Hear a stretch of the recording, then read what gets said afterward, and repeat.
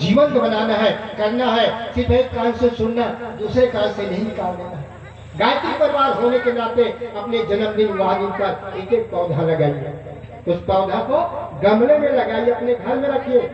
जब 5-6 फीट हो जाए तो जाओ उचित जगह वहां पर लगा दीजिए।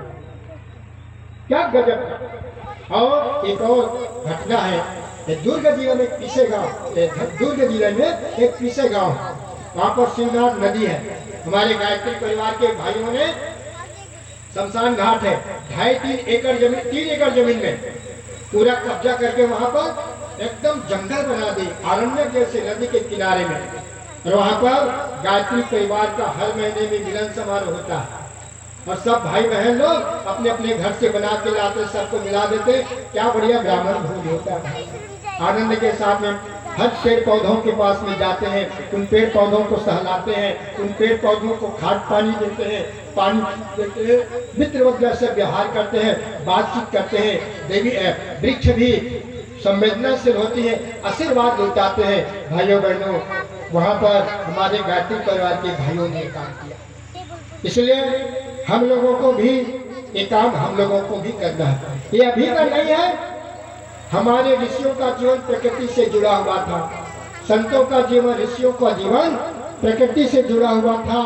पहले आरण्य, आश्रम, तीर्थ स्थल में ऋषि लोग एकत्रित होते थे। ऐसी आरण्य आश्रम, जैसे यहाँ पर एक आरण्य जैसा बन गया, वहाँ हमारे ऋषि लोग, तपस्वी लोग नैमिषारण्य में सूर्य महाराज 88,000 ऋषियों को कथा सुना रहे थे। सूर्य महाराज ऐसे आरण्य को, कितना आनंद आता है प्रकृति के बीच में। इसलिए भाइयों बहनों, प्रकृति के बीच में लगे, सत्यनारायण कथा सुनाते थे। सुखदेव जी महाराज माँ भगीरथ के पावन तट पर सुख ताल में भगवत कथा की वाचन कर रहे थे प्रकृति के बीच में। और चित्रकूट में तुलसीदास जी महाराज संतों को सुनाया था, वहां पर प्रकृति के बीच में। और ये भारत की प्राचीन परंपरा है। पीपल पेड़ के नीचे पिपलाद ऋषि से सत्संग करते थे। देखिए, कबीरदास जी महाराज वट वृक्ष के नीचे में सत्संग करते थे। भगवान राम जी शीशम वृक्ष के नीचे सत्संग करते थे। माता सीता अशोक वृक्ष के नीचे सत्संग करती थी। भगवान कृष्ण कदम पेड़ के नीचे में पास जाकर सत्संग करते थे। भगवान शिव जी तुलसी वृंद के पास में बैठ करके ध्यान करते थे।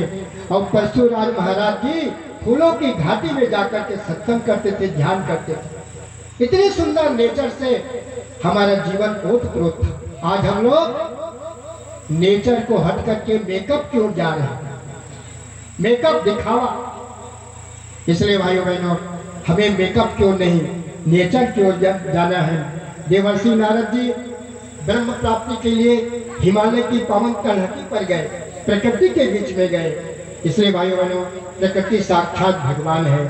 और हमारे ऋषि लोग पर्यावरण को शुद्ध रखने के लिए पेड़ लगाते थे, ताकि प्राणदायिनी शुद्ध ऑक्सीजन सबको मिल सके। आज जो बड़े बड़े कारखाने हैं कि जो धुआं ने करोड़ों लोगों के जीवन को आज बर्बाद कर दिया। वो तो करोड़ों रुपया कमा रहे हैं, कल कारखाने वाले करोड़ों रुपया कमा रहे हैं, परंतु एक तरफ करोड़ों लोगों के जीवन को भी समाप्त कर रहे हैं। उनके धुआं से नाना प्रकार की बीमारियां निकल रही हैं। इसलिए भाइयों बहनों, मेरे जीवन और जागृत आत्माओं, मेरे जीवन जागृत आत्माओं, आप लोगों को इस युग धर्म निभाने के लिए आगे आना है। इसी से क्रांति आई है भाई, दुनिया में बदलाव आई, यही क्रांति आई। इनको हम लोगों को एक क्रांति युक्त, एक विचार क्रांति हम लोग घर घर में पहुंचाना है। गायत्री यज्ञ यही जीवन शैली है।